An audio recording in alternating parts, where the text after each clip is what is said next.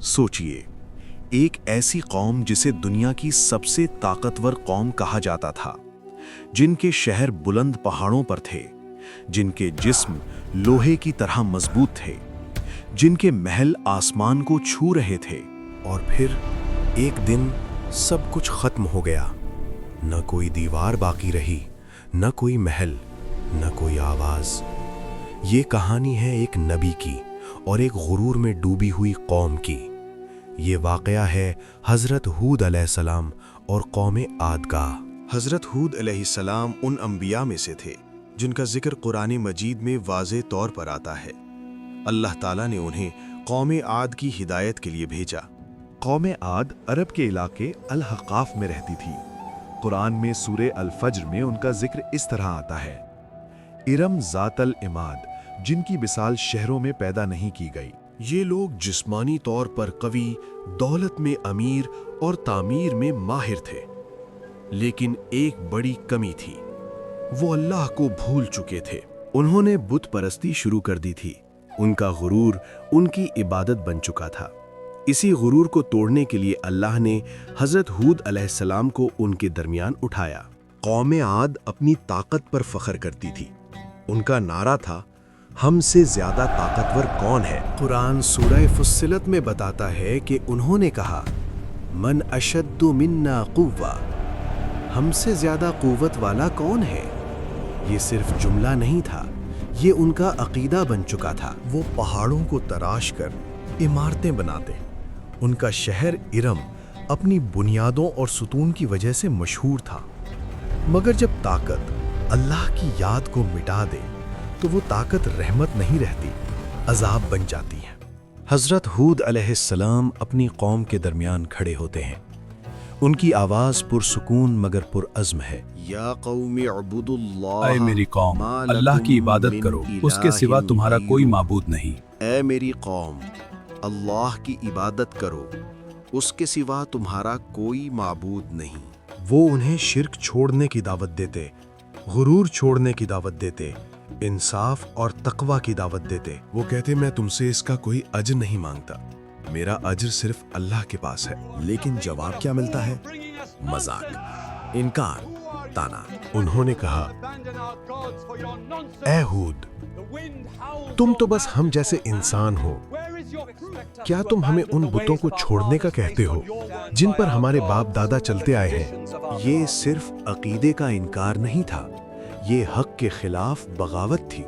वक्त गुजरता गया, हूद अलैहिस्सलाम दावत देते रहे। फिर अल्लाह की तरफ से एक इम्तिहान आया। बारिश रुक गई, रेगिस्तान की मिट्टी सूखी हो गई, खेतियां जलने लगीं, जानवर कमजोर हो गए। हजरत हूद अलैहिस्सलाम ने कहा, अपने रब से इस्तिग़फ़ार करो, वो तुम पर आसमान से बारिश बरसाएगा, तुम्हारी ताकत में इजाफा करेगा। ये कुरान सूरह हूद में वाज़ेह है। लेकिन कौम ने कहा, हम अपने माबूदों को नहीं छोड़ेंगे। उनका गुरूर अब भी जिंदा था।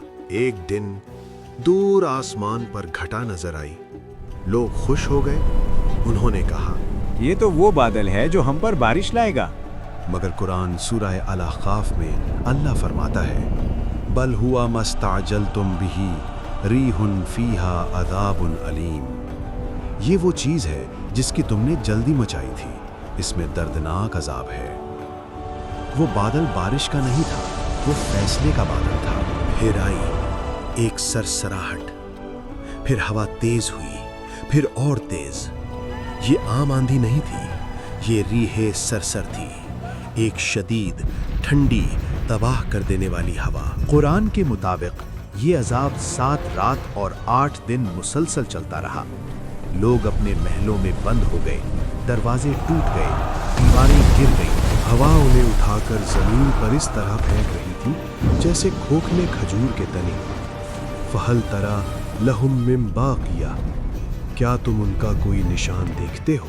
जिन लोगों ने कहा था हमसे ज्यादा ताकतवर कौन, आज उनका वजूद मिट्टी में मिल चुका था। सिर्फ एक चीज बाकी रही, इबरत। हजरत हूद अलैहिस्सलाम और चंद मोमिनीन अल्लाह के हुक्म से महफूज रहे। हजरत हूद अलैहिस्सलाम का वाकया हमें एक गहरा सबक देता है। ताकत अल्लाह की देन है, दौलत अल्लाह की देन है, तामीर अल्लाह की देन है। लेकिन जब इंसान देने वाले को भूल जाए तो वही नेमत उसके लिए आज़ाब बन सकती है। कौम आद का गुनाह सिर्फ शिर्क नहीं था, उनका असल जुर्म गुरूर था। आज भी इंसान अपनी टेक्नोलॉजी, अपनी इमारतों, अपनी पावर पर फख्र करता है, मगर याद रखिए, जब हवा चलती है तो सब कुछ गिर सकता है। हजरत हूद अलैहिस्सलाम की कहानी हमें याद दिलाती है, तौहीद पर कायम रहना ही निजात का रास्ता है और गुरूर का अंजाम हमेशा तबाही होता है। ये कहानी सिर्फ तारीख नहीं, ये आज के लिए पैगाम है।